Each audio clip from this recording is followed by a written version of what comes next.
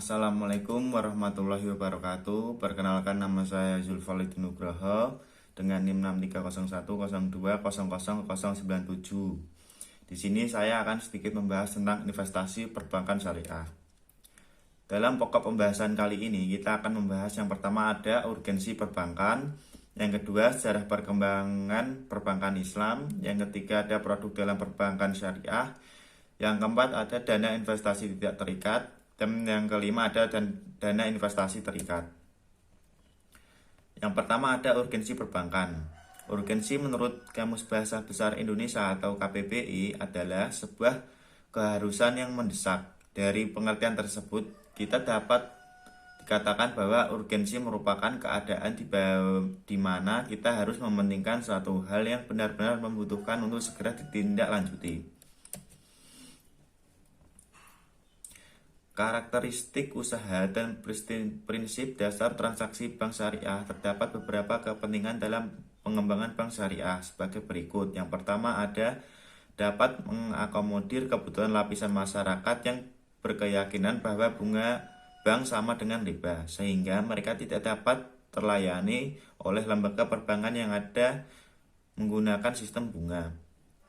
Yang kedua ada pembiayaan bank syariah yang lebih menekankan sistem bagi hasil, akan dapat mendorong terciptanya pola hubungan kemitraan atau mutual investor relationship.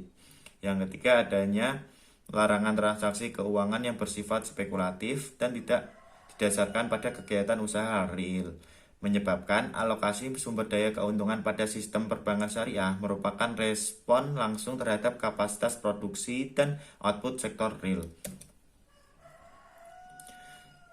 Selanjutnya ada sejarah perkembangan perbankan Islam. Di Indonesia sendiri, pelopor perbankan syariah adalah Bank Muamalat Indonesia.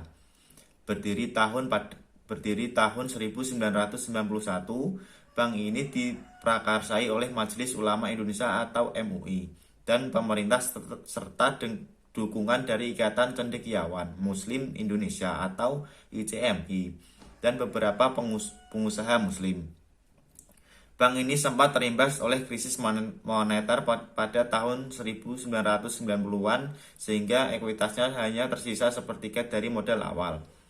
IDB kemudian memberikan suntikan dana kepada bank ini dan periode 1999 sampai 2002 dapat bangkit dan menghasilkan laba.